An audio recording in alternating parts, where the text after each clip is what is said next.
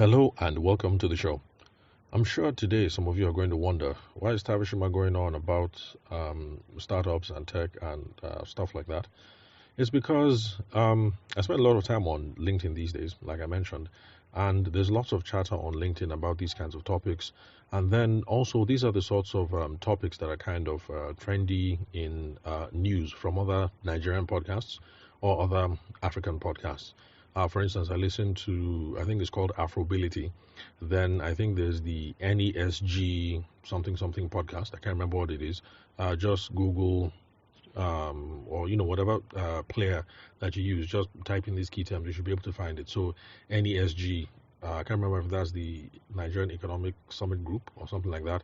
Then there's also the Tech Point podcast. So NESG, okay, Afrobility is Africa. NESG, I think, is Nigeria. Then Tech Point, that one's definitely a Nigerian podcast. A bunch of really smart, correct guys and girls based in Lagos. So you listen to all these podcasts, and then African tech startups and fintechs, and this kind of the whole tech thing. It's all the rage right now, and people are talking about how hubs are necessary, how financing is necessary, how government-enabled ecosystems are necessary to promote the movement. But there is one essential ingredient that is missing, in my own opinion, and that's why I've been on a bit of a rant this couple of days about the importance of sales. Because in my own opinion, if we want to unleash Africa's tech potential, then the missing ingredient, the missing essential ingredient that we have to bring to the table is sales training. So, um, the tech hubs, yes, the tech hubs are important and they're crucial, when it comes to nurturing bright minds, because lots of people are coming to this space and they don't know anything about creating a valuable product, coming up with an MVP, blah, blah, blah, all of that, how to raise finance, all those sorts of things. So hubs, absolutely essential. So the fact that we have dozens of hubs in Abuja, tech hubs in Abuja, or business incubators in Abuja, same in Lagos. I hear that in the east, a couple of them are beginning to pop off. Eastern part of the country, I mean, just for context, eastern part of Nigeria, because we have a global audience over here. I'm happy to hear that, lots of you from other nationalities. But, when I say northeast or east or south or west, I'm speaking relatively in Nigerian terms. So, hubs, the growth of hubs, yes, very good. We should applaud that. But one thing that these hubs are missing, and I know because I'm talking to loads of them, trying to see how we can collaborate, trying to see things that we can, business deals that we can run together. So, one thing that is missing is a lot of them don't have sales training in their curriculum. And sales training is a must have and should be a must do and should be a must, you get the point, in their curriculum. Now, the reason why is because if there is no sales, then there's going to be no survival for the startup. Because no matter how innovative the idea is going to need customers. It is going to need traction. It is going to need adoption. And salespeople are the lifeblood of any organization. They are the people who are going to bring the revenue or the traction or the adoption. And so sales skills are going to be responsible for the startup's growth. So for those of you who are going to go into the capital raising route, because there are some people who start businesses, let's say like Facebook, for instance, businesses like that, what they needed was traction. They needed users first, and then they were going to worry about monetizing later. So if you have one of those ideas, that depends on you having millions of people or hundreds of thousands of people before you can start worrying about the path to profit. You're still going to need traction or adoption. So that's what I was talking about. Now, it is people who have sales skills or sales experience that are going to give you the level of traction or the adoption that you need, which in turn is going to seduce the wallets of the investors so that they can keep dropping all that money. Now, some of you are not convinced. All you have to do is just listen to any of these podcasts that I've spoken about. Listen to TechPoint, listen to Afrobility, listen to NESG. Just keep paying attention on Tech Twitter or whatever. The news is always the same, and this year is not going to be any different. You're going to hear that so raised X number of millions and everybody's going to be happy, everybody's going to praise him. And then next year, you're going to hear that this guy or this girl who had this revolutionary idea and was able to raise millions of dollars is going to go out of business because they could not achieve traction, the burn rate was too high, blah, blah, blah, blah, blah, blah, blah. They're going to give any number of reasons. Oh, sorry about that. That's the alarm on my watch. Okay, 5 minutes. Not too long. All right. Still have time. Okay, what was I? Yeah, so you're going to hear all manner of reasons why the thing doesn't work, but it still boils down to a couple of things. Number one, they were not able to achieve sales, or number two, they were not able to achieve the level of traction that they needed, or they were not able to achieve product market fit. Now, product market fit is the whole idea of there's a need or a desire or demand for your product or for your service. So you can sit in your nice co-working space in Abuja or in Lagos and come up with all kinds of interesting ideas because you have your computer skills, your coding skills, and put all sorts of things out. But you raise all the millions, you put it out, nobody uses it. You guys are dead, and you are going to die, no matter how many millions of naira that you have raised or dollars. Oh, by the way, when I say you're going to die or you're dead, I mean the business entity. I don't mean the people behind these business entities. So these businesses, they die because they can't hit their numbers. And who are the people? Who is the hit squad that is responsible for getting numbers? It's salespeople, because that is what we live. That's what we live and breathe. What's the goal? Who are we chasing? How many units do I have to sell to get my commission? Blah blah blah. That's the language we speak. So sales are responsible for that. So yeah, apart from that, Africa's tech scene seems to be thriving. Watch CNN, what's it called? Is it something Africa Focus in Africa or something? Every 2 or 3 weeks there's a new tech founder, tech idea there, stuff like that. So yeah, the scene is thriving, but sales often lag. So we need to equip founders with sales skills so that they can overcome this hurdle. And that's the reason why I think it should be an essential part of their curriculum. All these hubs that we have in Lagos, in Abuja, and those that are springing up in the East. Oh, by the way, if you're listening to the show and you hear that hubs are springing up in the North as well, please let me know. I'm just one man here.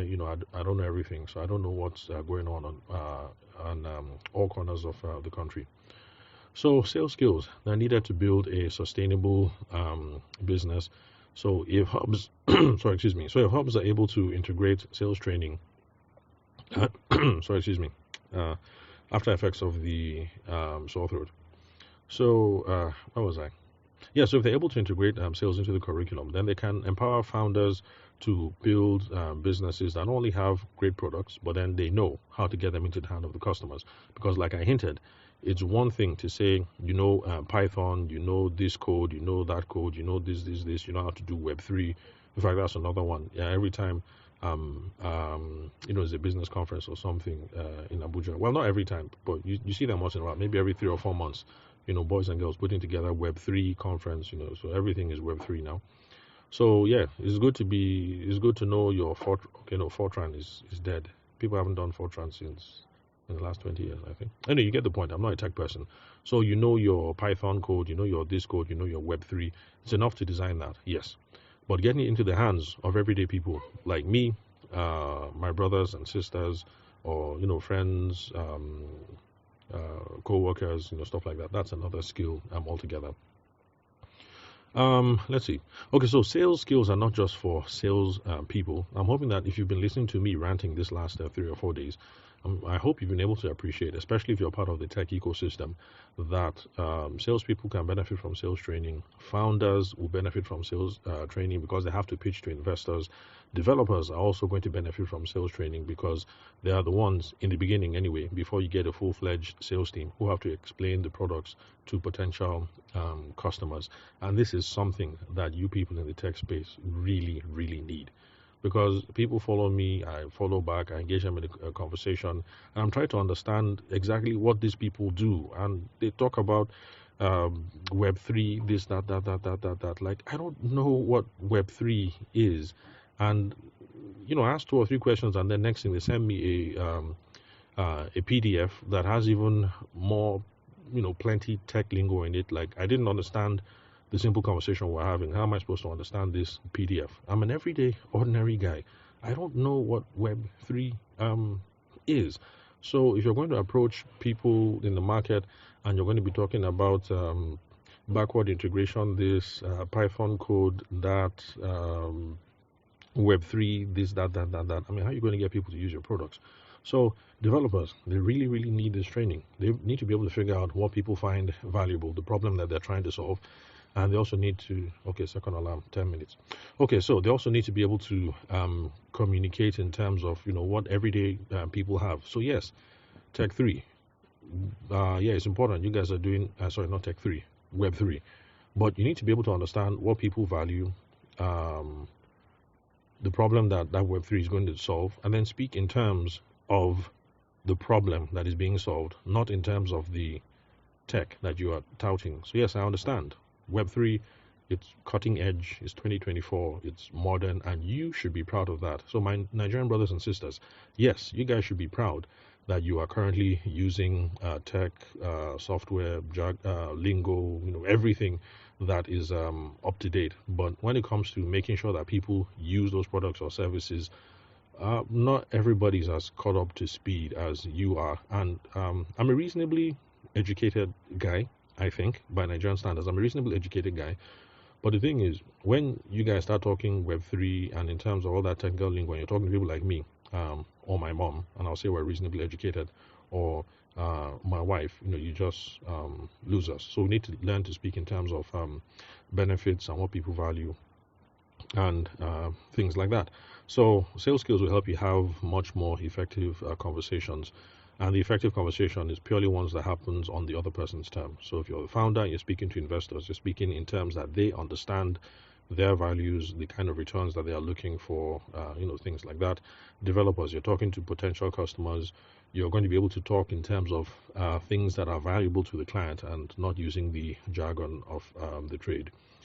So, sales training also hones essential skills. What's that word? What do they call them? Yeah, soft skills.